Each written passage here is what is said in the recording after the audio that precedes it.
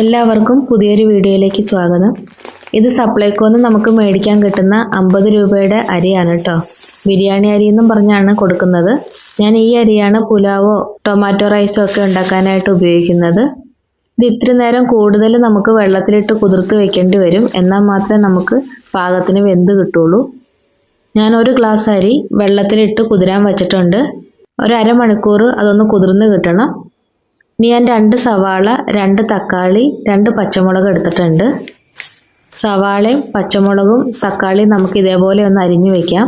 തക്കാളി നീളത്തിലാണ് അരിഞ്ഞിരിക്കുന്നത്. സവാള നീളത്തിലൊന്ന് അരിഞ്ഞിട്ട് ചെറുതായിട്ട് പൊടിയായിട്ട് ഇതേപോലെ ഒന്ന് അരിഞ്ഞെടുക്കണം.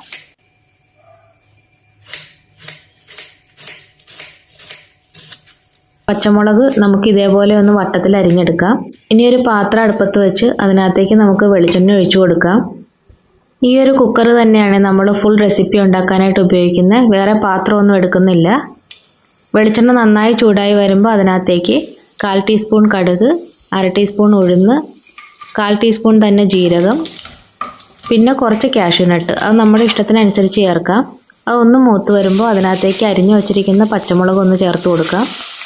അതിൻ്റെ കൂടെ തന്നെ സവാളയും ചേർത്ത് കൊടുത്തിട്ടുണ്ട്.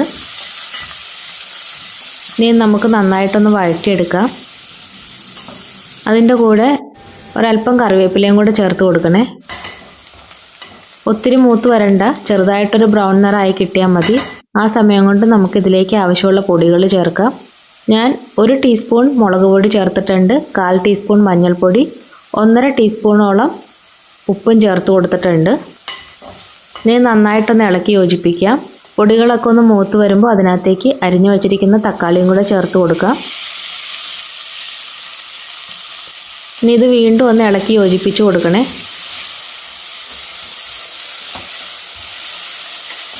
തക്കാളി നന്നായിട്ടൊന്ന് വെന്തുടഞ്ഞ് വരാൻ വേണ്ടി നമുക്ക് ഇതേപോലെ ഒന്ന് മൂടി വയ്ക്കാം. ആ സമയം കൊണ്ട് 1 ഗ്ലാസ് അരിക്ക് 1.5 ഗ്ലാസ് വെള്ളം എടുത്തിട്ടുണ്ട്. അതൊന്ന് തിളപ്പിച്ച് വെക്കാം. ഇനി ആ കൂടെ തന്നെ കുതിരാനിട്ടിരുന്ന അരിയുണ്ട്, അതും കൂടെ ഒന്ന് വാരി വയ്ക്കാം. അപ്പോൾ നമ്മുടെ തക്കാളി ഏകദേശം നല്ലതുപോലെ ഇവിടെ വെന്ത് വന്നിട്ടുണ്ട്. ഇനി വാരി വച്ചിരിക്കുന്ന അരി നമുക്കിതിലേക്ക് ഇട്ട് കൊടുക്കാം.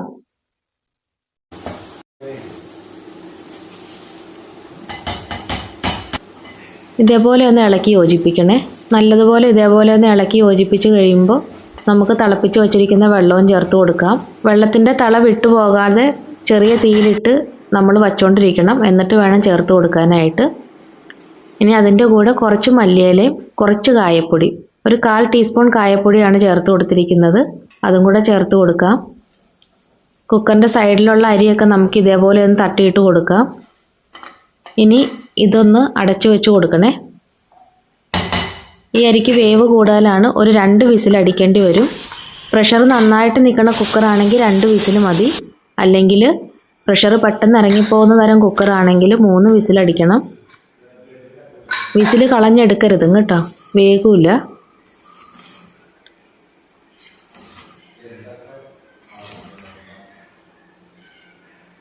ഇപ്പം നമ്മുടെ ചോറ് ഇവിടെ കറക്റ്റ് പാകത്തിന് വെന്ത് കിട്ടിയിട്ടുണ്ട്. അടിയിലൊന്നും പിടിച്ചിട്ടില്ല, നല്ല പാകത്തിനാണ് കിട്ടിയേക്കുന്നത്.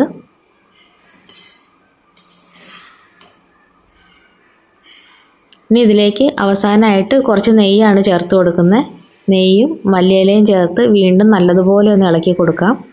ഇതെല്ലായിടത്തും ഒന്ന് ആവുന്ന രീതിയിൽ വേണം ഇളക്കി കൊടുക്കാനായിട്ട്. ഈ ചോറ് വേകാൻ ഒരു ഇത്തിരി താമസമുണ്ട് കേട്ടോ. 30 മിനിറ്റ് തന്നെ കുതിർത്തെടുക്കണം. നമുക്ക് സാധാരണ ചോറാണെങ്കിൽ, സാധാരണ നമ്മൾ ബിരിയാണിക്കൊക്കെ ഉപയോഗിക്കുന്ന ഇച്ചിരി വില കൂടിയ അരിയാണെങ്കിൽ ഒറ്റ വിസിലടിച്ചാൽ മതി. ഇത് ഒറ്റ വിസിലടിച്ചാൽ വേഗമില്ല. 2 അല്ലെങ്കിൽ 3 വിസിൽ എന്തായാലും അടിക്കേണ്ടി വരും. എന്നാൽ മാത്രമേ ഇതിങ്ങനെ കറക്റ്റായിട്ട് വെന്ത് കിട്ടുള്ളൂ. അപ്പോൾ നമ്മുടെ തക്കാളി ചോറ് ഇഷ്ടമായിട്ടുണ്ടെങ്കിൽ എല്ലാവരും ചാനലൊന്ന് ലൈക്ക് ചെയ്ത് സബ്സ്ക്രൈബ് ചെയ്ത് കമൻറ്റും ചെയ്യണേ.